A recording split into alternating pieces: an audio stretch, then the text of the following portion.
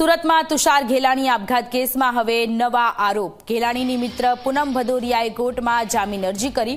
કોર્ટમાં મેસેજના સ્ક્રીનશોટ્સ સાથે પરિવાર પર આરોપ લગાવ્યા।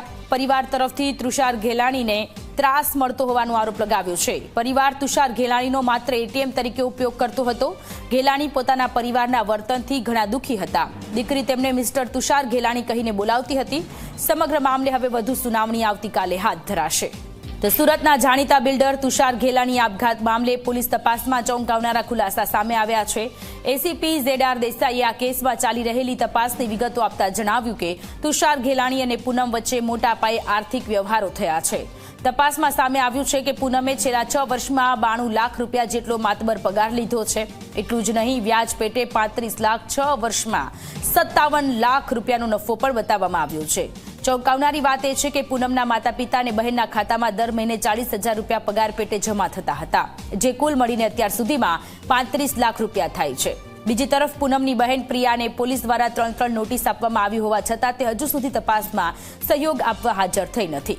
પૂનમે દાવો કર્યો છે કે તેણે તુષારને 25 લાખ રૂપિયા ઉછીના આપ્યા હતા, જેમાંથી તુષારે ખેડૂતને પેમેન્ટ કર્યું હતું। બાદમાં ખેડૂતે તેમાંથી 11 લાખ તુષારના પિતાને પરત કર્યા હતા। હાલ પોલીસ વોટ્સઅપ કોલ્સ અને નાણાકીય વ્યવહારોની કડીઓ જોડી રહી છે।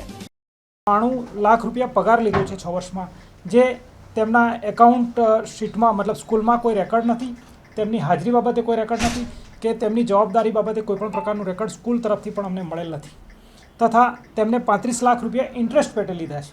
તો તેનો પણ ખુલાસો કરી શકેલ નથી કે કયા મૂડીના ઇન્ટરેસ્ટ પેટે તેઓ 35 લાખ રૂપિયા લીધા છે, અને ભાગીદારીના ભાગરૂપે તેમને 57 લાખ રૂપિયા જેટલી રકમ પોતાના પ્રોફિટમાં બતાવેલી છે છેલ્લા 6 વર્ષની। 57 લાખ 57 લાખ રૂપિયા પ્રોફિટ રૂપે બતાવેલી છે। આ તેમની વ્યક્તિગત વાત થઈ। આ ઉપરાંત તેમણે તેમના માતાનો પગાર ઉધારેલ છે, તેમના પિતાનો પગાર ઉધારેલ છે, અને તેમના પ્રિયાબેન જે શિક્ષક તરીકે બતાવેલ છે તેમનો પણ પગાર દર મહિને દરેક વ્યક્તિના એકાઉન્ટમાં 40,000 રૂપિયા લેખે છેલ્લા 4 વર્ષથી જાય છે, જેનો આંકડો અંદાજિત 35 લાખ રૂપિયા જેવો થાય છે।